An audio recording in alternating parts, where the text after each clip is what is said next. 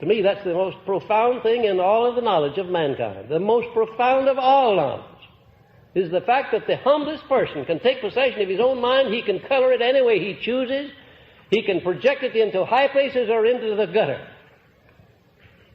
He can make it a success or he can make it a failure. Just the change of his mental attitude changes from success to failure almost instantly. A burning desire is the sort of material of which faith is created. Do you know what a burning desire is? That's right, obsessional desire. Obsessional means a desire that takes possession of you, obsesses you. Now, there are a lot of desires in the world, but they're not burning desires, and they're not obsessional desires, and most people in their whole life never express or never experience an obsessional desire for anything. We start out with hopes, not too definite, but faint hopes for things, and wishes. Everybody wishes for a lot of money without having to work for it. Well, maybe not everybody, but of course my students don't. But a lot of people do. Most people, I'll say, wish for things, wish for a Cadillac when they're driving a Ford. If you want a Cadillac car and you make up your mind to have it, get out and see that the men under you or the job that you're holding, see that you put into it that which will entitle you to a Cadillac car. But if you don't want a Cadillac car, the chances are you'll drive a Ford or something else the rest of your life. You have to want things. You have to want them with a burning desire, and then you have to do something about that burning desire. What is it? Action. You've got to start in right where you stand, showing that you do have faith in your ability. Start right where you stand with action.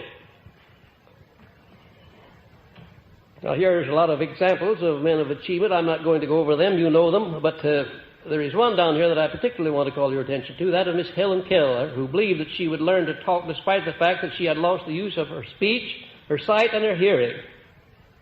Can you imagine that? Lost the use early in life of her speech, her sight, and her hearing. She couldn't hear, she couldn't see, and she couldn't speak. And yet, did you know, of course you do know, that Miss Helen Keller became one of the best educated women in the world. She's in contact with more public affairs and civic affairs and conditions all over the world than the 9/10 of the women who have all of their senses. Isn't it an astounding thing? And all she has to go by is the vibration. If you speak to her, she puts your fingers up to her lips and she can tell what you're saying by her fingertips. Entirely by vibration. Think with a woman with a handicap of that kind all the way through life, getting joy out of life, rendering useful service, making speeches. She's learned after a fashion to talk. Doing a great work where the majority of people would have settled for a tin cup and a bunch of lead pencils on a street corner with any one of those afflictions. While I was on the staff of Franklin D. Roosevelt, I passed at the corner of Pennsylvania Avenue on the street running by the White House. Every day I passed a man sitting there with a tin cup and some pencils. I became acquainted with that man. He had lost the use of his legs. He had the same affliction as Franklin D. Roosevelt, exactly. And it happened at about the same time. And I found out that he had even a better education than Franklin D. Roosevelt had. But there he was, out there with a tin cup and pencils, trying to eke out a living by begging. There was just a block away, there was the man with the most important and responsible position in the whole world, running a great nation, who also had lost the use of his legs, but he hadn't lost the use of his brain. He hadn't lost confidence in himself. These afflictions that come along, sometimes they turn out to be a great blessing. They teach us that, very often they teach us that we can get along without an eye, or without both eyes, or without legs, or without hands. We can get along without a lot of things if we have the right mental attitude toward what's left of us. That's important. If you would have faith, keep your mind on that which you want and not on that which you do not want. Now, how do you go about that? How does one go about keeping his mind off of the things he doesn't want? Look up that word transmute and see what it means. Look it up in the dictionary. You know in a general way, but look it up just because it'll be more impressive in your subconscious mind. The way you keep your mind off of things you don't want is to transfer your mind over to things you do want and start talking about them. Start giving thanks for already possessing them. Sounds perfectly silly to anybody who doesn't know what you're doing. It won't sound silly to you because you know what you're doing. You're talking to your subconscious mind. You're re-educating yourself. You're keeping your mind fixed on things you want and off of the things you don't want. And in order to do that, you have to keep talking. You have to keep thinking. You can't talk without thinking. Well, some people can, but most of them can't. Keep on talking about things you want. And if you ever feel blue or discouraged or lacking in courage, I'll tell you a good remedy for it. May I? Yes.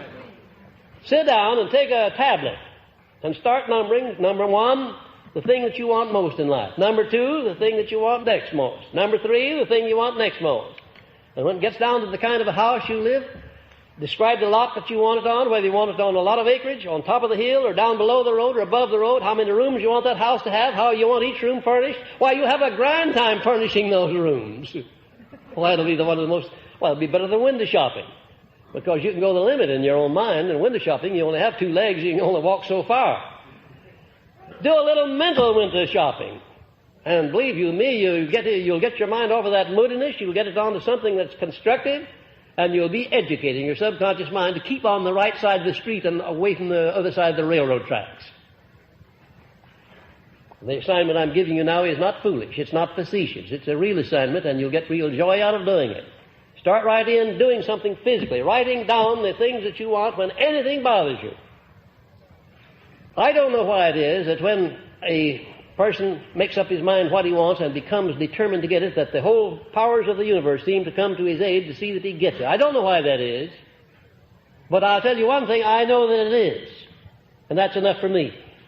There are a lot of things in this world that I can see, and a lot of advantages I can use that I don't understand, but I don't need to understand them. I know which button to press to get the result I want, and I don't need to know what happens between the pressing of that button and the result that happens.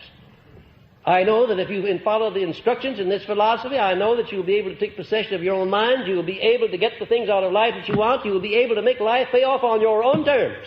I know that. How would I know, do you suppose, that any person can actually make life pay off point by point on his own terms instead of accepting the circumstances? How would I know that? By your experience. There is only one way in this world that I could possibly know that, and that's by my own experiences. I can tell you as sincerely as I'm standing here on this platform talking to you tonight, there isn't a blessed thing in this world that I want that I don't have or can't get easily. Not anything.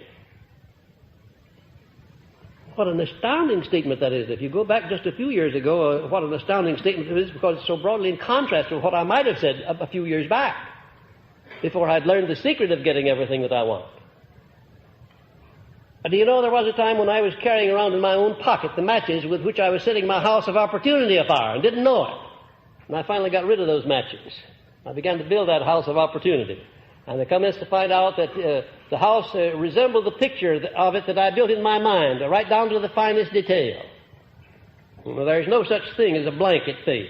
You must have a definite objective, a purpose, a goal before you can have faith in anything. Faith is a mental attitude wherein the mind is cleared of all fears and doubts and directed toward the attainment of something definite through the inspiration of infinite intelligence. Faith is guidance. It is nothing more. Had you ever thought about that? Faith is guidance. It's nothing more than that. Faith's not going to go out and get you that Cadillac or that mink coat or that new house that you want or that better job or that better business or all those clients that you need if you're a professional. Faith's not going to do that. But faith will guide you as to how you can do it, and you'll find that there is always a part that you must play.